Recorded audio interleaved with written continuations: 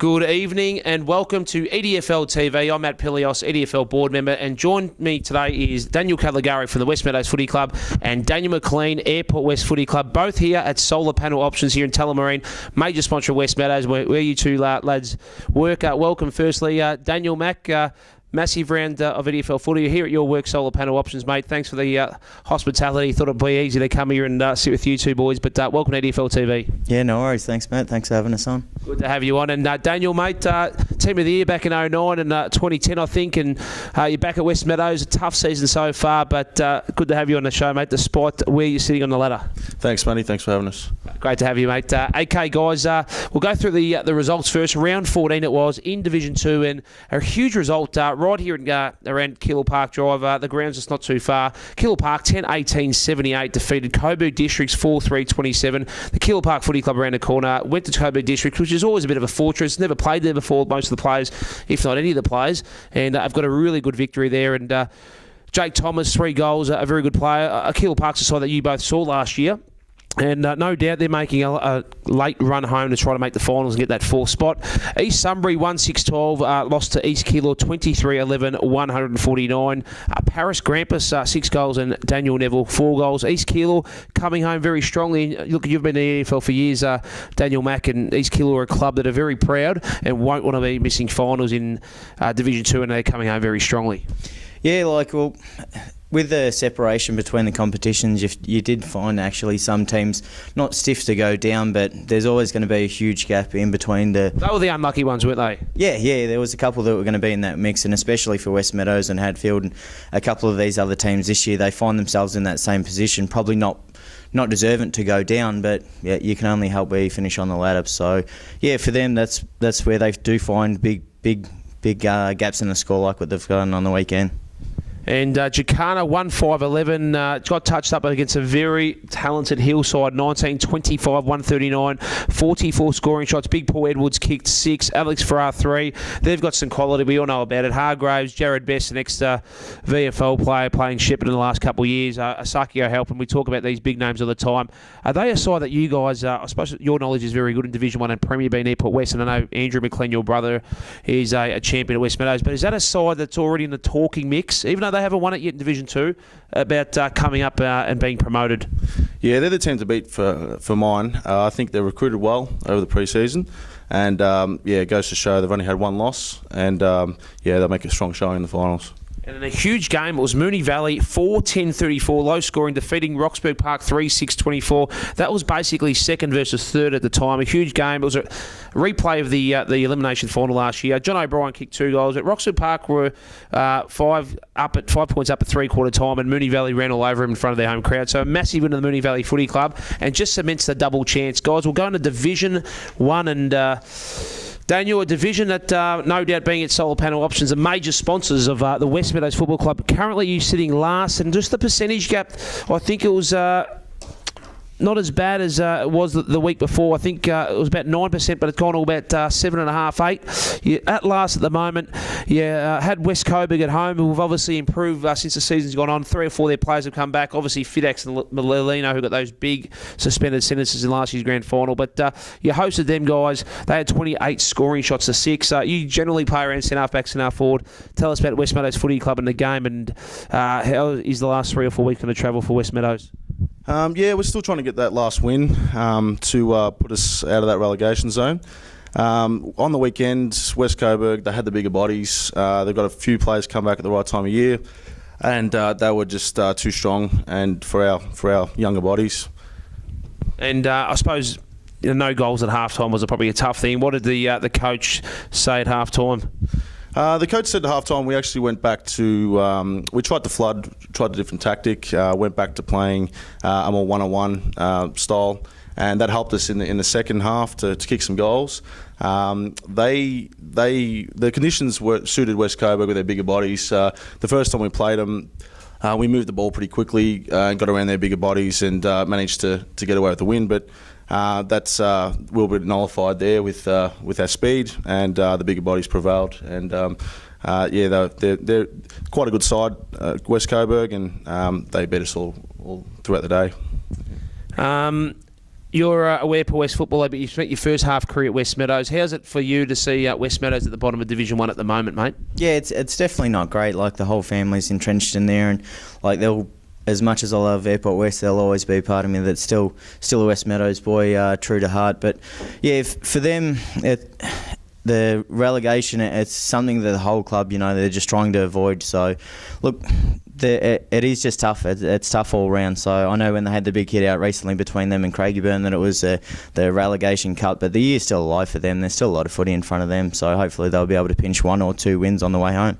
Had your major sponsor Mark Haig get me in the warehouse downstairs as we'll bring the cameras up and offer me $300 or $400 to come in as a full back at Westmeadows. So no doubt they're still trying to recruit late in the season. I just told him I'd be no help at all with the current fitness. But yeah, best of luck to Westmeadows. Very good win to West Coburg. Hadfield 3-8-26. Always tough at home, but impressive. Taylor's Oak 7-8-50. The Lakers at the end by 24 points, guys.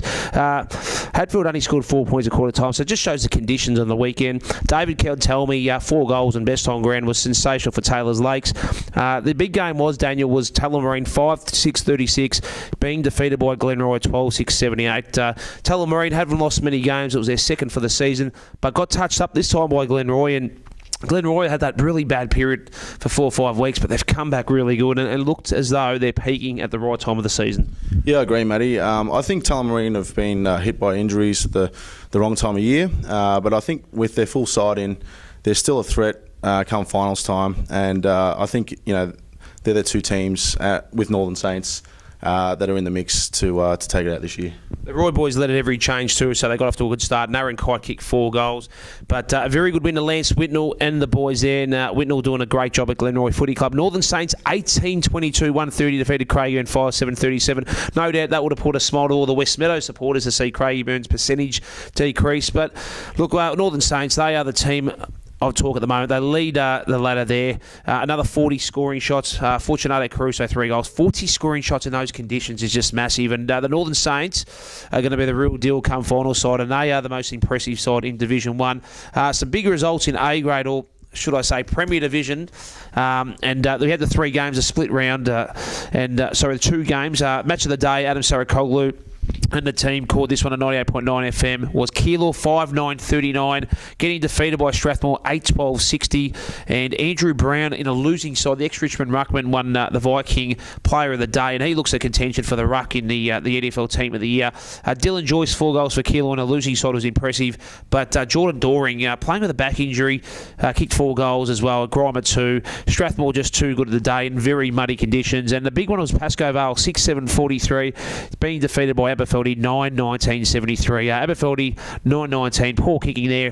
Paco, as we know, once it gets muddy, that ground is just incredibly tough. So the conditions, no doubt, would have been tough. A lot of kicks off the ground. It was a very physical game from all reports. A few incidents, but look, it was a very good standard game in the conditions. And Pascoe Vale, they're not being disgraced for a side that's sitting 9th. They're as good. And I know this sounds cliche, but they're as good 9th side in Metro footy across Victoria. And they weren't disgraced against a side that had Courtney Johns and Mal Michael, Tommy Hislop, Daniel Connors, Braden Norris, a lot of ex-VFL, AFL players playing in it. So well done to Aberfeldy. And look, the big split round, what's your, I suppose, being an Airport West person, mate, what's your thoughts on those 2 results? Oh, like for either of those games, like there wasn't a huge incentive for the seniors one way or another. Like, I know Strathmore are close to the seniors, but I feel that hopefully the gap between Airport West and Strathmore can begin to bridge over the next couple of weeks and really get away. And for Aberfeldy and Pascoe Vale, like that wasn't a huge blowout game even in the conditions. So yeah. Well, no doubt. Airport West, Avondale Heights and Mariner Park, 2 of those sides more than likely will move a game ahead of Strathmore. So you're right there. Daniel, younger brother of the legendary Tank McLean as well there at Westmeadows Football Club. Will he ever retire? I don't think so. They're still pushing him around the wheelchair for the last 4 or 5 games. So yeah, he's really cheating away there. But no, he's doing really well. I think last year too, polled very high in the comp as well. I think it was 12 votes. I think he came 9th or 10th. So remarkable at his age. I used to play against him at times as well, and he hasn't slowed down at all. Oh, I'd say you're looking after him there. I reckon he has slowed down a bit. The old Frank the Tank there. Yeah, I reckon he gets the preset votes. The umpires see him and he has a bit of a chin wag to him before the game. And I think they put him down for the 3 in the book because they mustn't be watching him so much. Yeah, he's definitely a very friendly man. No doubt the men in white or orange do like Andrew McLean. Guys, it's round 15 already, Division 2. Just to explain that, we have Division 1 and Division 2, round 15, and the end of the split in Division Premier Division, round 14 it will be. So let's go through to Division 2. East Keilor at home versus Roxburgh Park, Division 2 football. This will be an absolute cracking game, and as I said on the ladder, this is 4th versus 5th, so it's going to be a massive game of football. East Keilor really in form at the moment. Roxburgh Park have done nothing wrong. It's the younger, hungrier sort of side from Roxburgh Park against an experienced seasoned East Keilor Footy Club with a couple of young guns, but a side that's really been together for 4 or 5 years. An 8-point game if there's ever been one. East Keilor versus Roxburgh Park. Who do you like? In 2 words. Roxburgh Park. And in this game? East Keilor. Expect a massive crowd, and I think East Keilor as well, their home ground advantage should just get them over the line. But Roxburgh Park, let's think about it, they'll three-quarter time they're up against Moonee Valley and could have nearly been in 2nd spot. So this is how close Division 2 has been. I think there's not much between 2nd, 3rd, 4th and 5th, and just shows the success of Division 2 has been in its first year. Would you guys agree? I agree, yeah. It's been a good thing for the league, and I think the winning margins haven't blown out as much, but having two divisions, and I think it's great for clubs to be able to become competitive again, and then build on something if they win the Division 2 to come up to Division 1 and have some success. And Macca, your thoughts on Division 2 and the split last year? Yeah, probably fairly similar to Keilor. Like it's rewarding and it's penalising for some of the teams. So the teams who are stiff to go down, like if Westmeadows or a Craigieburn or anyone who went down, it would really hurt their recruiting side of it. But for the other teams that are in there, they're having some huge results, and Jacana's got their 2 or 3 wins already for the year. So it is great for some teams. Coburg Districts at home versus Hillside. My old mate Ron Rooney here, I think he's going to get a very hard day in the office.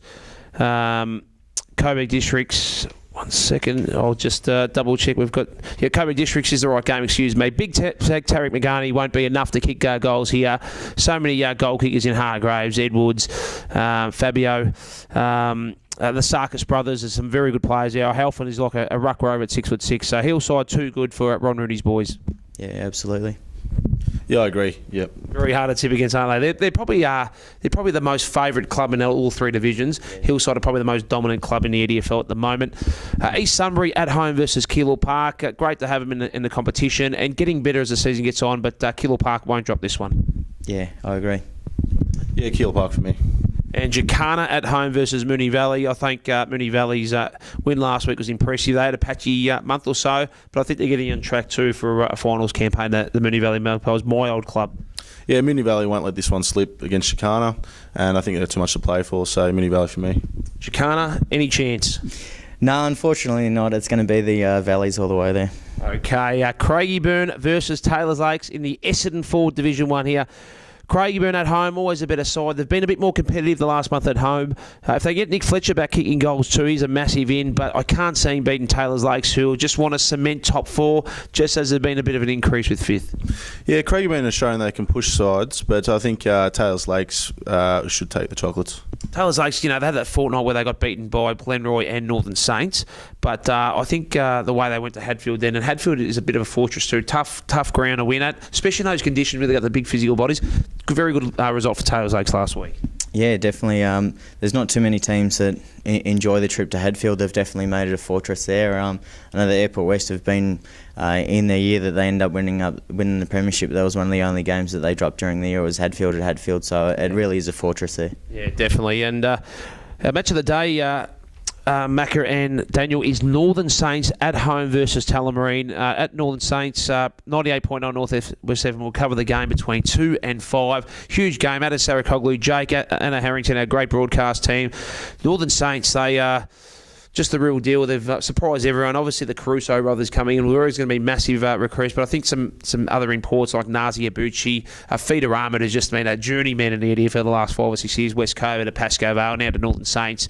It's going to be a really good game. Tullamarine match up well against Northern Saints, but because they're a very defensive unit. But Northern Saints, as Brett Scott mentioned last week, they just attack. They're going to try to score 30 goals. If the opposition kicks 25, they don't mind. Ash Manning, the probably number 1 rated coach in Division 1. He's a tactician. Can you see Tullamarine rebounding against an informed Northern Saints at home?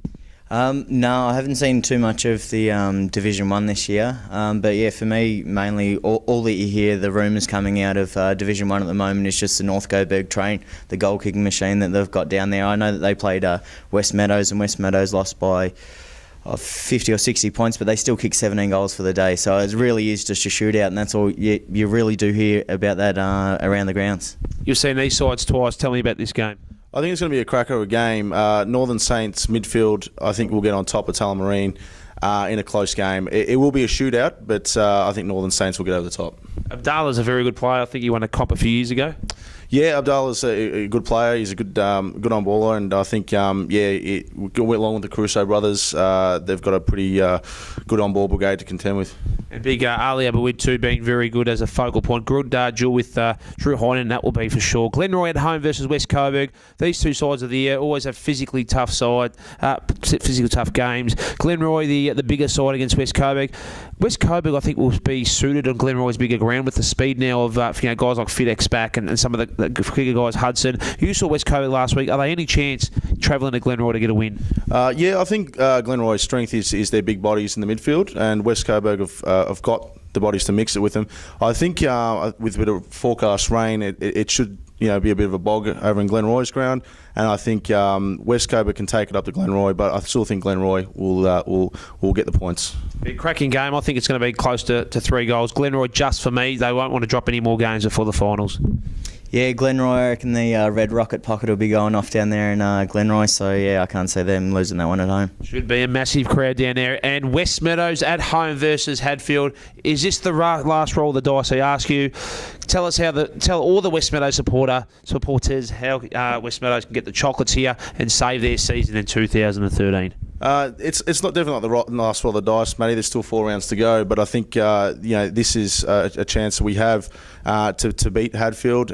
We were very close in the first round. I think we were pretty unlucky to lose that one. But obviously, Hadfield's going to be tough at our ground, but I definitely think we can get over the top of them and get the points. Yourself, how's the form been and how's the body feeling?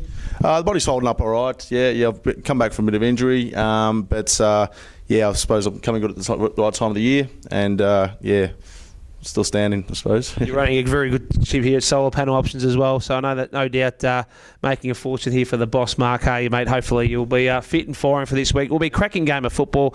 Hadfield Footy Club, yeah, it was a very close game versus you guys round 1. I think it'd be tough for you guys, and I think Hadfield just will win this game, but you know what? This is a game where I feel Westmeadows can pinch one and save their season. Your old club, tell me if they're a big chance. Yeah, I think they are a big chance. I think there's just so much to play for, so I reckon that they're not going to leave anything in the shed, and they'll give it a good go on the weekend. Big road in Aldridge as well. Can he kick a bag? I hope so. Depending on his hamstring, haven't heard whether he's going to be playing or whether he's not, but it's probably a huge opportunity for Tank McLean to get down there and push up and kick a couple of goals for him. So yeah, whether it is his last year or not. So if it's not, you'd probably think to yourself, well, I've got 4 games to go, so I'm not going to leave anything behind. Be a massive crowd at Westmeadows. That is Essendon Ford Division 1 wrap-up, guys. We've got 3 games in Westpac Premier. Avondale Heights at home versus Oak Park. Avondale Heights are the informed side of Premier Division. They've been fantastic. We weren't too far behind Aberfeldy a few weeks ago, and they've just left no stone unturned this year. They're sitting in 3rd position. They'll touch up Oak Park, who'll come back from the break fresh. They'll have a good crack. Got some really good youngsters playing well for their coach, Dale Chadwick. But Avondale Heights with Paddy Rose up forward. That's the scary thing. I think Rose kicked 11 or 12 last time. They've got to try to hold him, but he's a sort of player who can come out and kick 10 or 12. Quick tip in 2 words. Avondale Heights. Yeah, Avondale Heights for me. Beautifully done, boys. A massive one in Premier Division, and that's your club, Airport West, taking on one of my old clubs. Wasn't a journeyman, though. Maribyrnong Park Football Club. This will be a cracking game of football at Airport West, which is a similar size ground to Maribyrnong Park as well. So from a home ground point advantage, it's probably not as huge as Airport West probably have against other opposition. It was a fantastic game of football last time.